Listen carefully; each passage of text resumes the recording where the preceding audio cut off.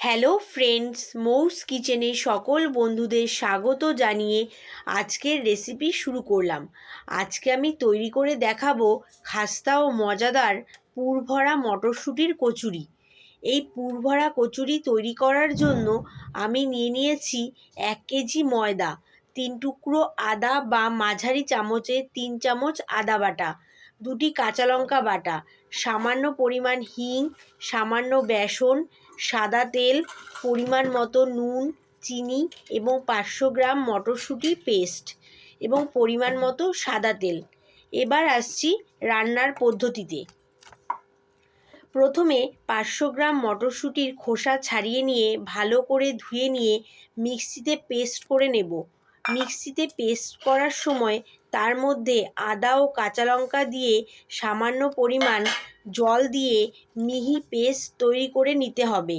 এবার 1 কেজি ময়দার মধ্যে সামান্য পরিমাণ চিনি ও পরিমাণ মতো নুন ও সাদা তেল দিয়ে ভালো করে ময়ম দিয়ে নেব। যখন ময়ম হয়ে যাবে তখন অর্থাৎ ময়দা হাতে মুঠ করা যাবে ও হাতে মুঠ করলে ময়দা ভেঙে যাবে, তখন ময়দার মধ্যে অল্প অল্প জল দিয়ে মেখে নিয়ে একটা ডো তৈরি করে নিতে হবে। তার মধ্যে সাদা তেল মেখে ঢাকা দিয়ে আধ ঘন্টা রেখে দেব, এতে কচুরি খাস্তা হয়।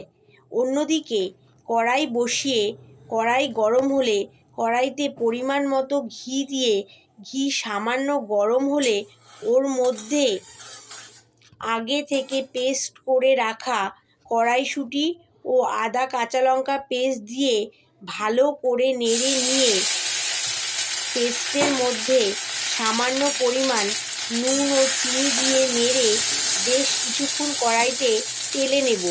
যখন পেস্ট থেকে তেল ছাড়বে তখন মটরশুঁটির পেস্টের মধ্যে একটু সামান্য পরিমাণ বেসন দিয়ে দেব ও সামান্য হিং দিয়ে নামিয়ে নিলেই তৈরি মটরশুঁটির পুর।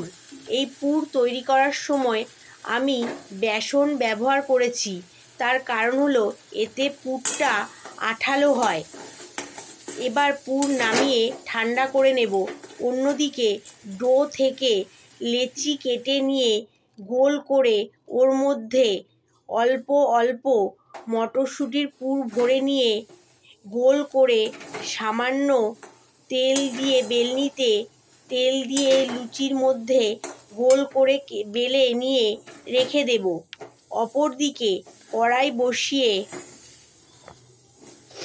কড়াইতে পরিমাণ মতো সাদা তেল দিয়ে তেল ভালো করে গরম হলে মিডিয়াম ফ্লেমে কচুরিগুলি ভেজে তুলে নিতে হবে এবং তুলে নিয়ে গরম গরম পরিবেশন করলে খেতে অপূর্ব লাগবে। রেসিপিটি যদি আপনাদের ভালো লেগে থাকে তাহলে অবশ্যই বাড়িতে এই পুর ভরা কড়াইশুঁটির কচুরি রেসিপি ট্রাই করে দেখবেন। ভালো থাকবেন, সুস্থ থাকবেন। আবারও দেখা হবে নতুন একটি রেসিপির সাথে। নমস্কার বন্ধুরা, ও ভালো থাকবেন। আর আমার ইউটিউব চ্যানেল মৌস কিচেনে ফলো করবেন। আর আমার রেসিপিটির জন্য অনেক অনেক শেয়ার, সাবস্ক্রাইব, লাইক ও কমেন্ট করে জানাবেন। আর এই কচুরির সাথে আপনি যদি মনে করেন মুরগির মাংস বা আলুর দম, তাও খেতে জমে যাবে। নমস্কার বন্ধুরা।